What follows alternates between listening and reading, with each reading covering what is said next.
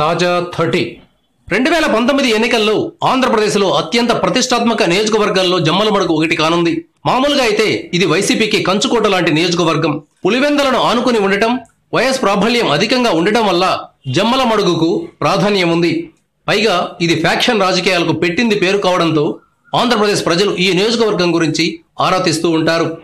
YCP బలంగా ఉన్న ప్రాంతంలో ఆదినారాయణ రెడ్డి ఎందుకు టీడీపీలోకి వెళ్లారన్నది ప్రశ్న. వైఎస్ కుటుంబానికి ఉన్న హవాను తట్టుకుని గెలుస్తాననే ధీమా ఆయనలో కనిపిస్తోంది.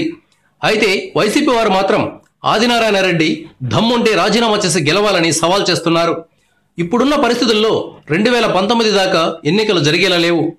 ఎలక్షన్స్ ఎప్పుడు వచ్చినా సరే ఆదినారాయణ రెడ్డిని ఓడిస్తామని జగన్ అభిమానులు చెప్తున్నారు.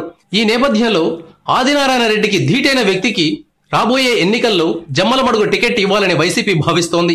ఆ ధీటైన వ్యక్తి డాక్టర్ సుధీర్ రెడ్డి అని ఇప్పుడు తేలింది. సుధీర్ రెడ్డికి జమ్మలమడుగు టికెట్ ఇస్తామని జగన్ మాట ఇచ్చినట్లు కడప ఎంపీ అవినాష్ రెడ్డి ప్రకటించారు. నిజానికి ఆదినారాయణ రెడ్డి ప్రత్యర్థి రామసుబ్బారెడ్డిని వైసీపీలో చేర్చుకుని టికెట్ ఇస్తారని అనుకుంటున్నారు. కానీ అనూహ్యంగా ఎంపీ అవినాష్ రెడ్డి సుధీర్ రెడ్డికి టికెట్ అని ప్రకటించారు. Thank you viewers. ఈ వీడియో మీకు నచ్చితే లైక్ బటన్ టచ్ చేయండి. తాజా 30 ఛానల్కు సబ్స్క్రైబ్ చేయండి. మీ మిత్రులకు షేర్ చేయండి.